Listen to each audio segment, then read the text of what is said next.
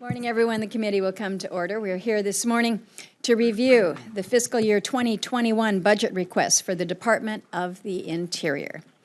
Secretary Bernhardt, welcome. This is your second appearance before the subcommittee. I appreciate the work that we have done together on a host of issues important to my state and to the country during your tenure as Secretary. Today is the subcommittee's first hearing of this budget cycle.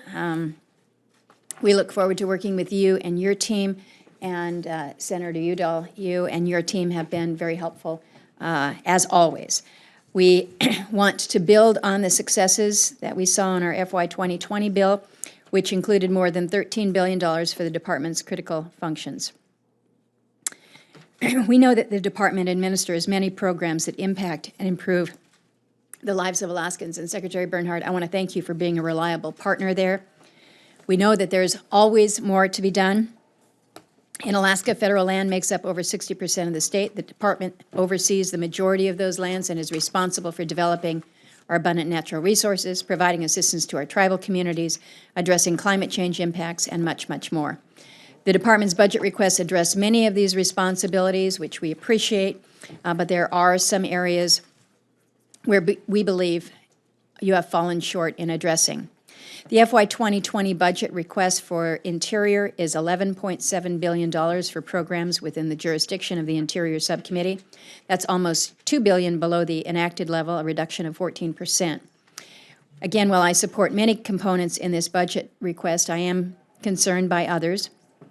But like every president's budget request, this is just that. It's a request, it's a proposal. Congress will work together to enact the final budget for the department. I do support the department's focus on expanding energy and mineral security through the development of our nation's natural resources, both onshore and offshore. Particularly, I appreciate the department's work on unlocking our onshore Arctic resources within ANWR and the NPRA.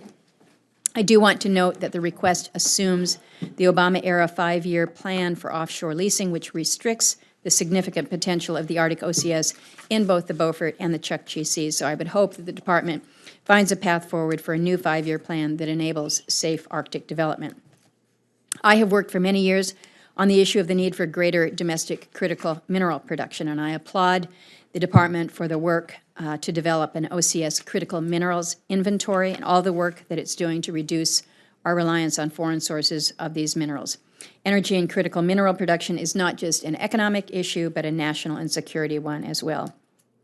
I'd like to thank you and your team for maintaining funding in the budget request for the Alaska Conveyance Program, which is charged with transferring the title to millions of acres of land owed to both the state of Alaska and Alaska Natives. The request also acknowledges the need to implement the Alaska Native Vietnam-era Veterans Land Allotment section that was passed recently in the Dingell Act.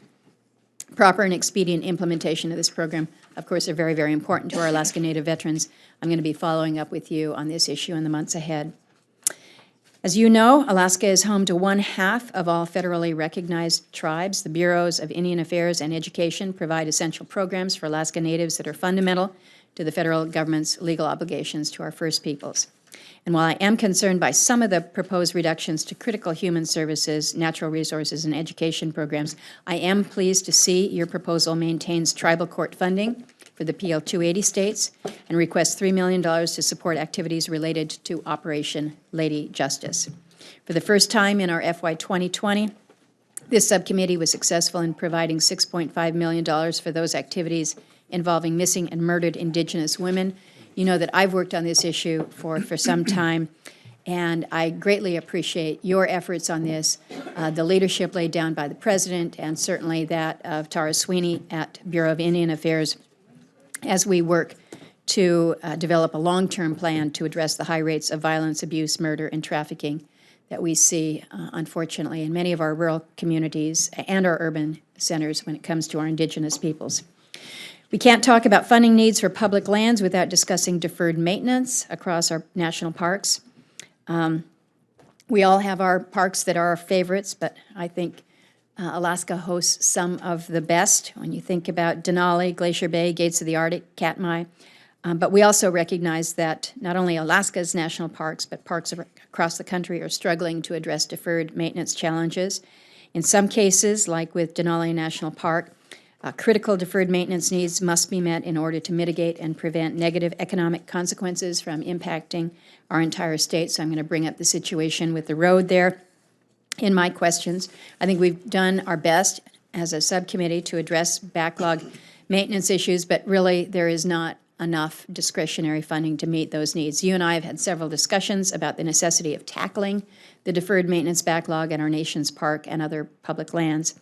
The principles behind the public lands infrastructure proposal contained in the request, as well as the Restore Our Parks Act, which has been championed by my colleague Senator Alexander, could certainly help to address the difficulties that we face in finding those resources. So we've got some work to be doing together there.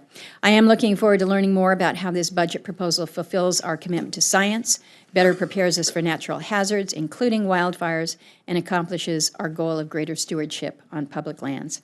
I'm also eager to hear what the department is doing to ensure funding for international anti-wildlife trafficking and conservation issues is successfully executed. We know we've got a lot of ground to cover. Limited time this morning. We've got to vote at 10:30. And I know members have many competing committee requirements here this morning. So, Mr. Secretary, I thank you for being here today. Thank you for your leadership at the department, and we look forward to the opportunity to discuss the President's budget with you. And with that, I turn to my colleague and the ranking member, Senator Udall.